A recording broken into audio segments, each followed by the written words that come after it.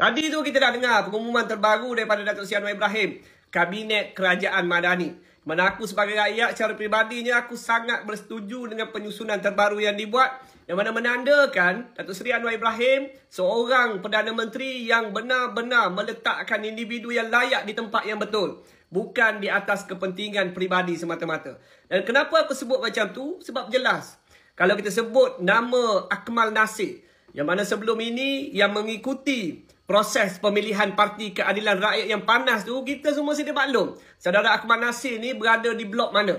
Tetapi Datuk Seri Anwar tak boleh menafikan yang mana beliau seorang pemimpin ataupun seorang timbalan menteri yang komited melaksanakan tugas, yang jujur di dalam amanah yang dipikul. Dan disebabkan itulah Datuk Seri Anwar terus memberikan kepercayaan yang lebih besar kepada beliau. Walaupun ada persengketaan politik yang berlaku, tetapi ia tidak memadamkan segala jasa yang dibuat oleh Akmal Nasir demi untuk kepentingan rakyat. Lalu beliau diberikan kepercayaan menjawat jawatan sebagai Menteri Ekonomi. Satu portfolio yang sangat penting. Sudah pasti yang nak duduk di jawatan itu perlulah seorang individu yang komited, tegas dan boleh jalankan tugas dengan baik. Kita cerita pula menteri yang dikekalkan sebagai contoh, Tok Mat Hassan, Menteri Luar Negeri yang sangat perform. Dengan prestasi yang ditunjukkan itu, sudah pasti beliau memang layak berada di situ.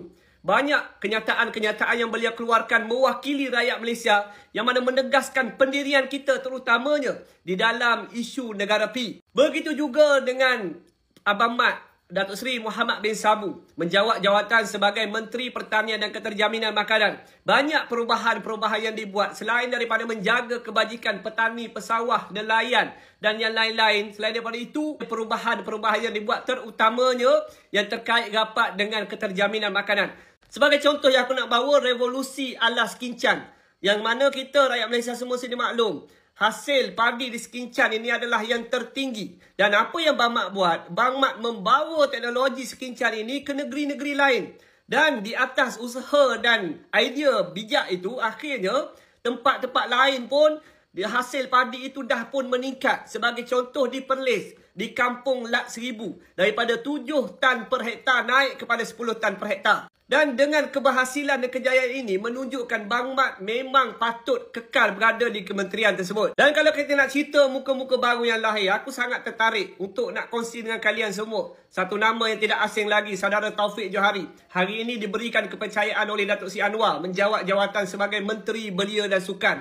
Sangat bertepatan sebenarnya dengan sikap dan pendirian yang ditunjukkan oleh saudara Taufik. Di dalam konsistennya beliau menyantuni rakyat, dan idea-idea beliau untuk anak muda itu memang patut pun beliau berada di jawatan tersebut. Dan aku rasa beliau adalah seorang yang layak dan akan berjaya mencipta perubahan, terutamanya perubahan untuk anak muda, generasi belia dan sukan tanah air. Dan kalau kau tak percaya dengan apa aku cakap, kau boleh tengok sendirilah dia punya media sosial kan. Boleh tengok sendiri update secara berkala yang beliau buat berkenaan dengan aktiviti-aktiviti beliau. Dan daripada di situ, orang pastinya boleh faham kenapa aku kata saudara Taufik Johari ini memang layak menjawat jawatan sebagai Menteri Belia dan Sukan. Dan apa yang aku sebut ini sebenarnya adalah satu pembuktian yang mana menunjukkan Datuk Seri Anwar ini Perdana Menteri yang menyusun kabinetnya sebaik mungkin, bukan untuk kestabilan politik beliau, tetapi untuk kepentingan rakyat.